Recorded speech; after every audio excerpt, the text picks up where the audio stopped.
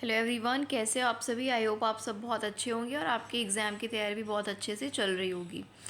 आज के सेशन में हम सीटेट के प्रीवियस ईयर पेपर को डिस्कस करेंगे जो कि जनवरी 2024 में हुआ था, और आज हम मैथ्स पैडागोजी के क्वेश्चंस को डिस्कस करेंगे। आप जानते हो कि पेपर 2 में 30 नंबर का मैथ्स आता है, 30 की आपकी जो है साइंस आती है, और उसमें भी हाफ हाफ की आपकी पैडागोजी हो जाती है।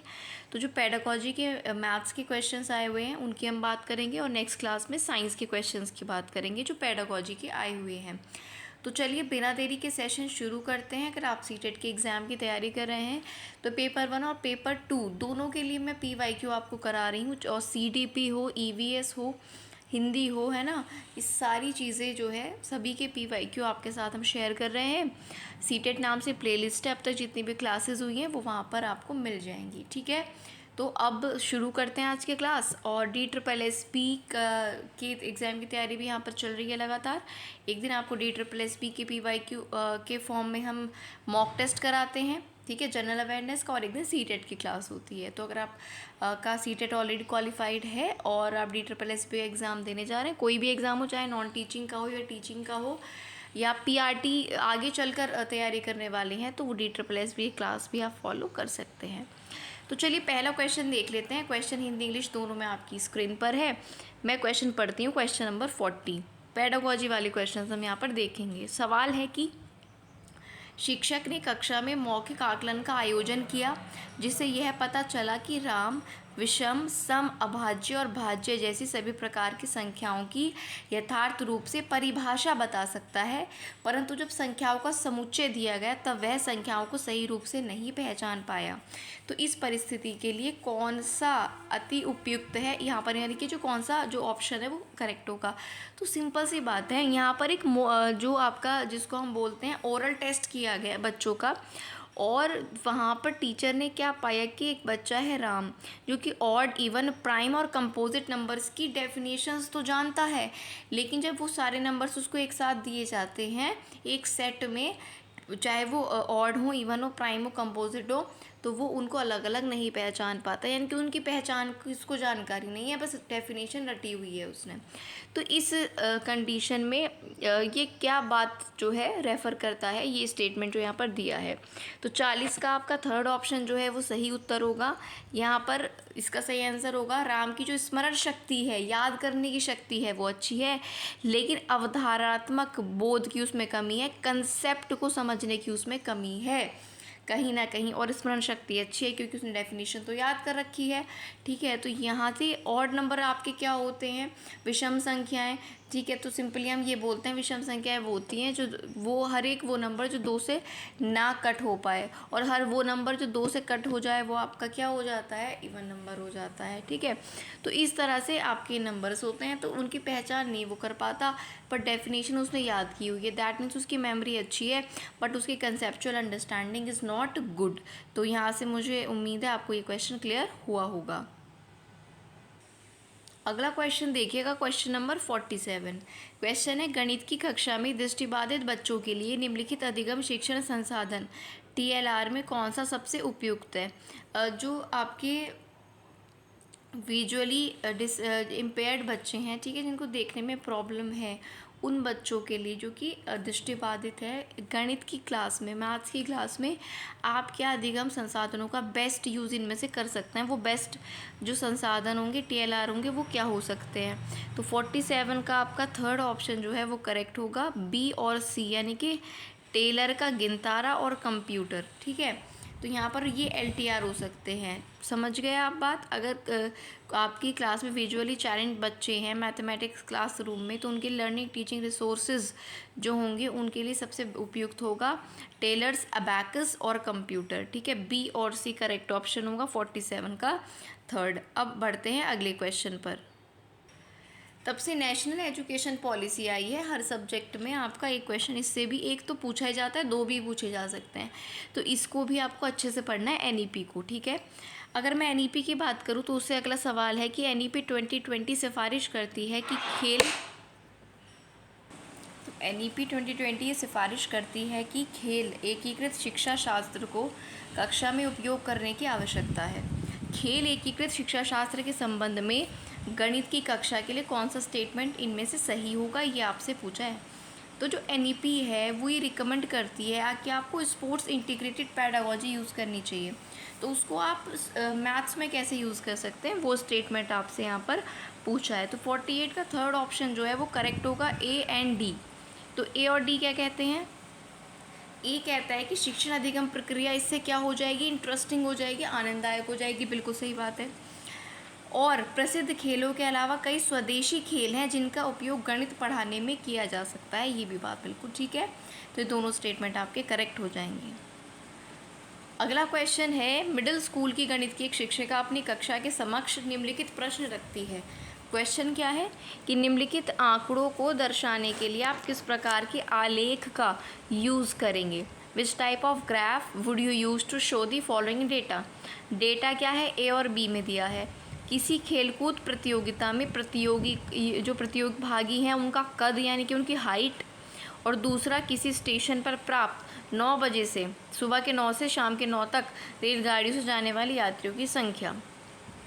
तो इन्हें आप कौन से चार्ट पर शो करोगे। तो अध्यापिका का क्या मतलब है, क्या सिखाना, इस क्वेश्चन के थ्रू बच्चों को, ये सवाल है क्वेश्चन नंबर 53। तो 53 का देखिएगा फोर्थ ऑप्शन देखना, इसका सही आंसर होगा आंकड़ों के निरूपण के लिए आयत चित्र के उपयोग का जो है शिक्षण करना चाहती है, जो आपका हिस्टोग्राम होता है। ठीक है, डेटा रिप्रेजेंट करते हैं हम थ्रू हिस्टोग्राम। तो हिस्टोग्राम का यूज़ करना बच्चों को सिखाना ही इन क्वेश्चंस को पूछने का पर्पज़ है या सिखाने का पर्पज़ है टीचर का। क्लियर हो गई इतनी बात। चलिए बढ़ते हैं अगले क्वेश्चन पर। अगला सवाल है, mathematics is a way of thinking since. गणित एक सोचने का तरीका है क्योंकि। तो यहाँ पर 55 का आपका हो जाएगा थर्ड ऑप्शन, A और C। गणित एक सोचने का तरीका है क्योंकि ये विद्यार्थियों को साक्ष्य और प्रतिमान के निरीक्षण में व्यस्त रखने के लिए अवसर प्रदान करता है। विद्यार्थी विभिन्न नई समस्याओं का समाधान करने के लिए उपयुक्त युक्तियों का उपयोग करते हैं। ठीक है, ये स्टूडेंट्स को इंगेज करता है प्रूफ्स में और पैटर्न्स को एग्जामिन करने में, टेस्ट करने में। ठीक है, और थर्ड क्या है, students use appropriate strategy for solving various new problems. तो गणित इसीलिए एक सोचने का तरीका है। तो A और C यहाँ पर आपका सही उत्तर हो जाएगा। अगला देखिएगा क्वेश्चन नंबर 59, निम्नलिखित में से कौन सा गणित अधिगम के आकलन का आयाम नहीं है। Which is not a dimension of assessment of mathematics learning. Mathematics learning की असेसमेंट के लिए कौन सा सही आयाम या डायमेंशन नहीं होगा, ये आपसे पूछा है, कौन सा नहीं है। तो 59 का आपका थर्ड ऑप्शन जो है वो नहीं होगा, डिस्पोजिशन टूवर्ड्स मैथमेटिक्स। गणित के प्रति रुझान, आकलन करना है, असेसमेंट करना है, तो उसके लिए कम्युनिकेशन देख सकते हो आप, पैटर्न एंड प्रोसीजर देख सकते हो, मैथमेटिकल रीजनिंग देख सकते हो, लेकिन गणित के प्रति रुझान से कैसे आप असेसमेंट करोगे मैथमेटिक्स की लर्निंग का। तो थर्ड ऑप्शन यहाँ पर वैसे गलत है, लेकिन क्योंकि गलत ही पूछा है तो सही उत्तर हो जाएगा। बढ़ते हैं अगले क्वेश्चन पर। चलिए एक और सवाल देख लेते हैं आपका। इस तरह के जो क्वेश्चन है ये पेडागॉजिकल भी है और इनमें थोड़ा कंसेप्ट भी काम आता है। ठीक है, तो देखिएगा ये परसेंटेज के कंसेप्ट से सवाल है। एक विद्यार्थी को परसेंटेज यानी कि प्रतिशतता पर एक प्रॉब्लम सॉल्व करने के लिए दी गई। ध्यान से क्वेश्चन समझना। क्वेश्चन है, अगर एक शहर की जनसंख्या 28,000 से घटकर 26,500 हो गई है तो जनसंख्या के घटने की प्रतिशतता ज्ञात करनी है। ठीक है, तो उसने निम्नलिखित हल लिखा। ठीक, उसने क्या लिखा कि प्रारंभिक जनसंख्या इनिशियल पॉपुलेशन कितनी थी, 28,000। नई पॉपुलेशन कितनी है यानी कि जो घटकर हो गई है वो हो गई है 26,500। अब उससे पूछा है जनसंख्या के घटने का प्रतिशत। ठीक है, तो जनसंख्या के घटने के प्रतिशत में उसने क्या किया, जो नई जनसंख्या थी उसके अपॉन में पुरानी जो प्रारंभिक जनसंख्या थी वो रख दी और इनटू क्या कर दिया, 100 कर दिया। लेकिन देखो ये इससे क्या पता चलता है, सबसे पहले देखो इससे पता क्या चलता है, क्वेश्चन नंबर कौन सा है ये आपका 44। तो जैसे उसने सॉल्व किया तो इस तरीके से पता चलता है कि बच्चा प्रतिशत की अवधारणा को तो समझता है कि परसेंटेज कैसे निकालते हैं, लेकिन किस राशि की प्रतिशतता ज्ञात करनी है वो ये नहीं समझ पा रहा है। परसेंटेज निकालने का तरीका उसको पता है, कि परसेंटेज निकालते हैं ऐसे, लेकिन यहाँ पर स्पेसिफिकली किसकी परसेंटेज निकालनी है वो ये नहीं समझ पा रहा। तो पहले तो इसका उत्तर हो गया 1। अब आप पूछोगे मैम कैसे नहीं समझ पा रहा, वो कैसे इसको सॉल्व किया है उस बच्चे ने। तो उस बच्चे ने इसको ऐसे सॉल्व किया है, उसने नई जनसंख्या अपॉन पुरानी जनसंख्या रख दी है और इंटू 100 कर दिया है, क्योंकि परसेंटेज निकालने के लिए इंटू 100 करते हैं। लेकिन क्वेश्चन में देखो यहाँ पर आपको परसेंटेज का भी एक कंसेप्ट क्लियर हो जाएगा। जनसंख्या के घटने का प्रतिशत पूछा है, तो जितनी पहले थी और जितनी अब हो गई है उनको क्या कर देंगे, माइनस कर देंगे। ठीक है, 26,500, तो ये आपका आ जाएगा 1500। ठीक है, कितना अगर मैंने सही यहाँ पर माइनस किया है तो यहाँ पर आ जाएगा आपका 1500, यानी कि यहाँ से यहाँ तक कितनी कम हुई है, 1500 कम हुई है। कितनी घटी है, 1500। यही तो पूछा है कि घटने का प्रतिशत बताओ, तो घटी कितनी, 1500, और थी कितनी पहले, किससे घटी है, पहले वाली से घटी है, तो अपॉन में आ जाएगा 28,000 और इंटू 100। अब इसका आंसर यहाँ से निकलेगा, अब इसका आंसर यहाँ से निकल जाएगा इस तरह से। तो 150 अपॉन 28 इसका परसेंटेज निकाल लेना, इसका सही आंसर होगा। क्योंकि जनसंख्या के घटने का प्रतिशत पूछा है, तो घटी कितनी है पहले वो निकाल लो। तो 1500 घटी है, या जितनी भी घटी हो, कोई भी आपको क्वांटिटी दी हो, जितनी घटी है अपॉन जितनी जिससे घटी है, किससे घटी है, पहले वाली से तो घटी है, अपॉन में वो इंटू 100। तो यहाँ पर आपका कंसेप्ट भी क्लियर हो गया होगा और ये क्वेश्चन भी। ठीक है, एक और सवाल देखिए, ये भी कंसेप्ट से ही सवाल है, पेडागोजिकल विद कंसेप्ट। सवाल देख लीजिए क्या है। कक्षा 6 की गणित की शिक्षिका ने अपने विद्यार्थियों के समक्ष एक प्रश्न रखा। प्रश्न को ध्यान से सुनना। प्रश्न ये था कि प्रातःकालीन सैर में 3 व्यक्ति एक साथ चलना शुरू करते हैं। उनके कदमों की लंबाई क्या क्या है, 70 सेंटीमीटर, 85 और 95। इनमें से प्रत्येक न्यूनतम कितनी दूरी चले, न्यूनतम कितनी दूरी चले कि वह पूरे कदमों में तय कर सके। तो जब भी आपको बात की जाए तो यहाँ पर क्वेश्चन क्या हो गया कि कौन सी अवधारणा इस प्रश्न को हल करने के लिए यूज़ होगी। जब भी बात न्यूनतम की पूछे, यहाँ पे न्यूनतम दूरी की बात है, मिनिमम डिस्टेंस की, तो मिनिमम डिस्टेंस की बात जहाँ पर हो वहाँ पर होता है एलसीएम का प्रयोग। एलसीएम यानी कि आपका लघुत्तम समावर्तन की अवधारणा वहाँ पर यूज़ होती है। 43 का सेकंड ऑप्शन करेक्ट होगा। ये इनके कदमों की लंबाई क्या है, 70, 85, 95।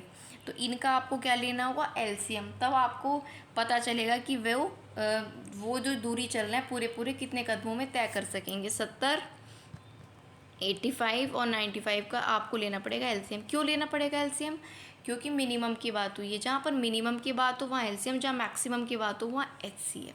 तो सेकंड ऑप्शन इसका सही आंसर आपका जो है वो हो जाएगा।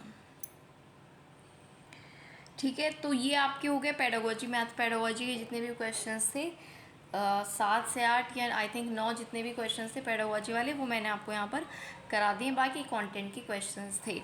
अब जो नेक्स्ट सेशन आपको मिलेगा वो साइंस पेडागोजी के क्वेश्चंस का मिलेगा, तो बी रेडी फॉर दैट, जो भी पेपर 2 देने जा रहे हैं।